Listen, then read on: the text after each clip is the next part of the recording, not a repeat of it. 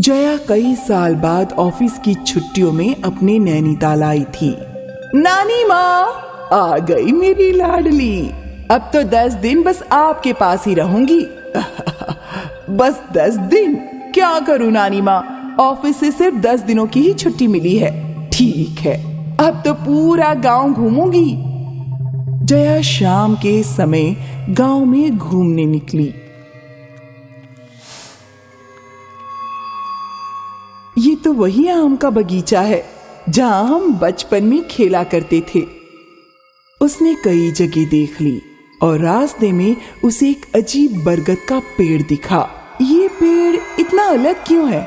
ऐसा क्यों लग रहा है जैसे ये मुझे अपने पास बुला रहा है? और बस तभी जया, जया, आई नानी। जया, उस ओर मत जाया करो। क्यों नानी? क्योंकि वहां भूतिया बरगद का पेड़ है। भूतिया? हाँ, इसके पीछे एक लंबी कहानी है जिसकी शुरुआत 2 चोरों से हुई थी। रघु और गोटिया दोनों चोर थे। वो लोग इस लाला के गहनों पर नजर रख रहे थे। लाला एक सुनार था।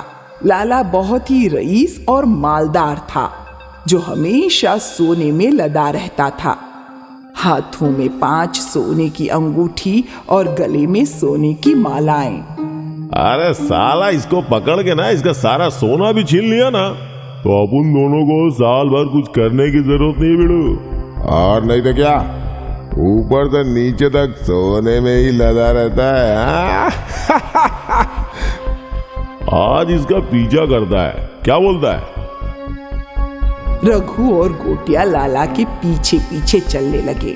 उन्होंने देखा कि लाला एक सुनसान रास्ते से गुजरता है। बिड़ू बिड़ू, यही सही जगह है। हर रात वो दुकान बंद करके इसी रास्ते से घर जाता है ना?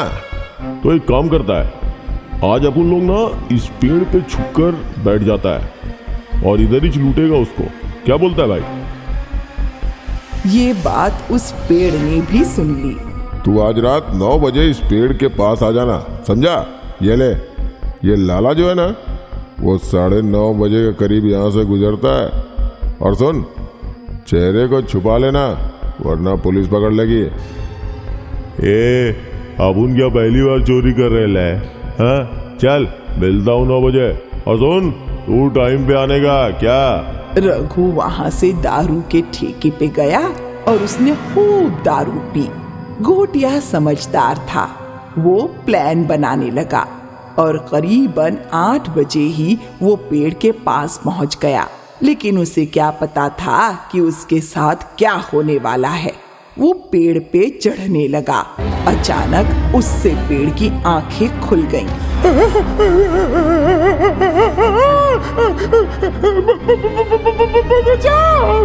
बरगद के पेड़ की लटों ने उसे जकड़ लिया। वो उसके गले में लिपटने लगी। बचाओ!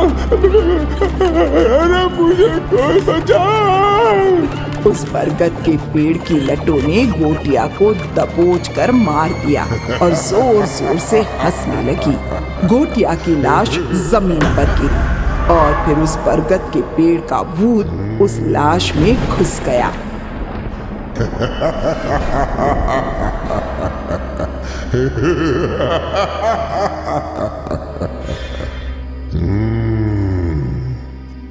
अब भूत रघु और लाला का इंतजार करने लगा।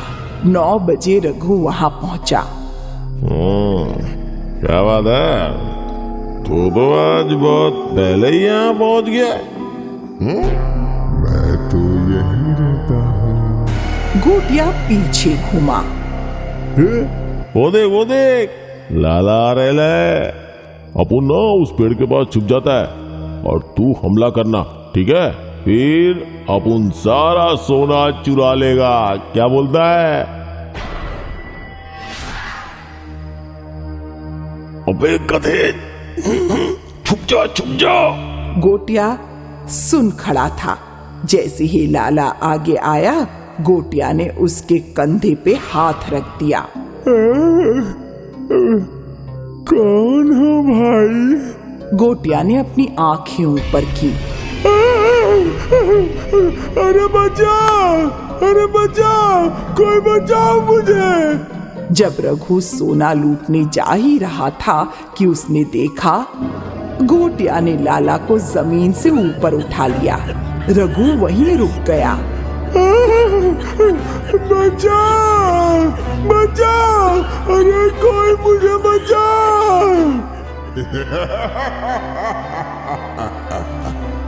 तुझे कौन बचाएगा?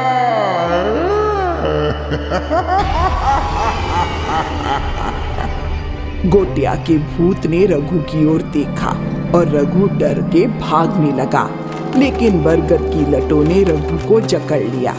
गोटिया ने लाला की मुंडी मरोड़ दी और फिर रघु की ओर बढ़ने लगा।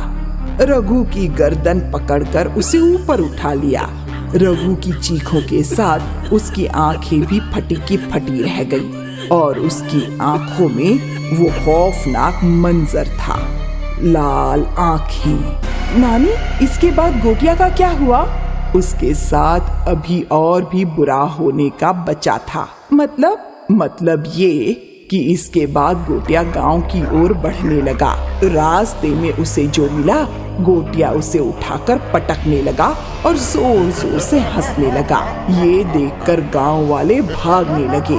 गोटिया चलते चलते एक खंडर पहुंचा। वहां उसका सामना एक बहुत ही शक्तिशाली अघोरी साधु से हुआ। उस अघोरी साधु ने अपने मंत्रों की शक्ति से गोटिया के अंदर के भूत को वश में कर लिया। अब गोटिया उस अघोरी के हाथ की कठपुतली बन चुका था। वो जो चाहता गोटिया से करवाता था। गोटिया उस अघोरी की तपस्या के लिए सामान जमा करता था। अघोरी खुश था क्योंकि गोटिया के अंदर का भूत उसकी हर बात मानता था, लेकिन अघोरी को कहाँ पता था कि वो भूत राह तक रहा था। जैसे ही गोटिया के भूत को मौका मिला, उसने अघोरी की ही बलि चढ़ा दी। फिर क्या हुआ? एक बार फिर गांव वालों पे संकट आया और हमेशा की तरह हम गुरुजी के पास पहुँचे। हमें बचा लीजिए गुरुजी, अब आप ही हमें बचा सकते हैं। गुरुजी ने अपनी दूरदृष्टि से सब कुछ जान लिया। अब एक ही उपाय है। और वो क्या?